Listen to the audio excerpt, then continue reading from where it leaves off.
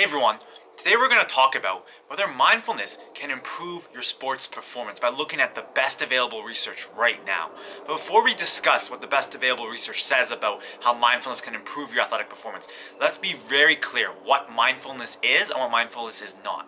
So mindfulness is simply trying to promote a modified relationship with our internal feelings and thoughts. It's not trying to change them or control them, which was typically espoused by what sports psychologists call psychological skills training, which are modalities such as visualization or positive self-talk, which definitely have some benefits, and I've tried them myself, but I've had very limited success with applying them. But when applying a mindfulness-based intervention, I've had great success.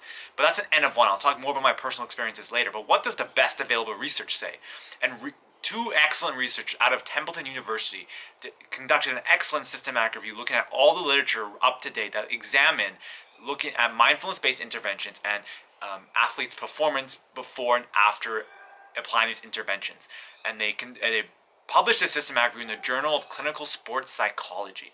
And in this review, they found 4 randomized clinical trials examining mindfulness-based interventions that was randomized to an intervention group and a placebo group, its effect on performance. And they found excellent results from mindfulness-based performance, not only improving objective measures of athletic performance, which is what you really care about, which is improving your national ranking, improving objective athletic performance such as running times, etc., but also decrease salivary cortisol levels, which is a surrogate marker for pre-competition anxiety levels. Further, the subjective measures of pre-competition anxiety levels were also much lower. And using validated scoring algorithms, they were able to determine that the athletes who took part in the mindfulness-based interventions felt much more mindful, and they felt that they experienced greater amounts of what psychologists call the flow state during competition, which if you explore any kind of sports psychology, you know that is a currency of elite athletics and excellent performance. And not only were there 4 randomized trials that were included in the systematic review, there were also 6 case review, 2 qualitative studies, and 7 non-randomized clinical trials. And obviously, these different study modalities have their inherent flaws, just as RCTs do, but that's kind of the gold standard when assessing evidence and effectiveness of a certain intervention. But they seem to further substantiate the results that were seen in the clinical trial. But there was 2 important points that really they found through these other research papers that they didn't get from the RCTs. And one, there was a bit of heterogeneity in the results. A few studies found 0 results, an unsubstantial benefit.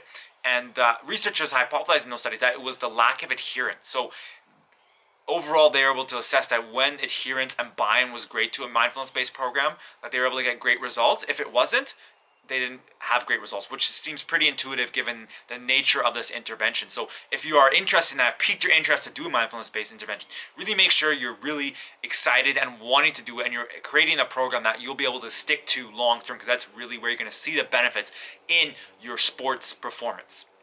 And further, what they found is not only did mindfulness-based intervention help them in their athletic endeavors, but it helped their overall mental well-being and performance in other areas. And this is something I found myself. I always used to get stuck in my head. I was my worst enemy. Negative thoughts would kind of spiral me down. Anxiety would spiral me down. And during my time at Boston University, I got introduced by one of my teammates to the Cambridge Zen Center, and that kind of began my journey of exploring mindfulness and meditation.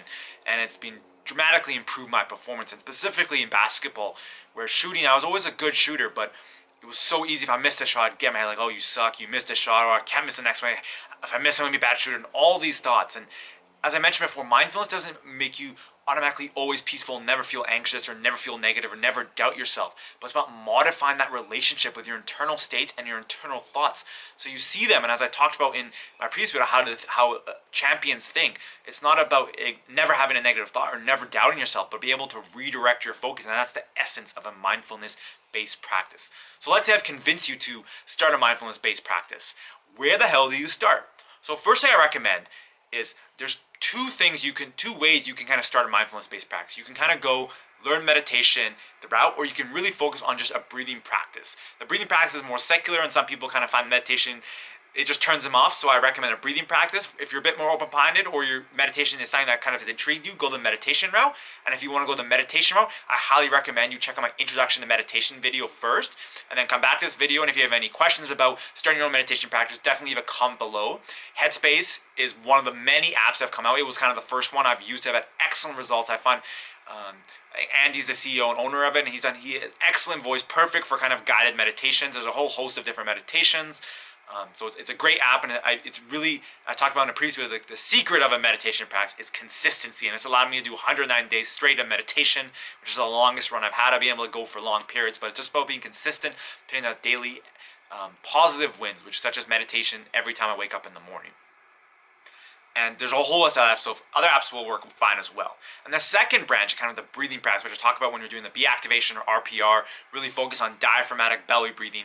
And I have an excellent video with Jonathan Lerner. I'll have the link will be above and in the description, so definitely make sure to check that out if you want to kind of go the more breathing practice to start with your mindfulness-based practice. So there you have it, kind of 2 ways to take this information to help improve your sports performance. You can either focus on meditation, Headspace, a whole host of other meditation apps, choose what suits you, or kind of focus on a breathing practice, and check out my videos about Be Activated and my video with Jonathan Lerner. So thank you very much for watching this video. I hope you enjoyed it. If you did, please give it a big thumbs up, and now get off YouTube and get meditating. Just kidding. But have a great day.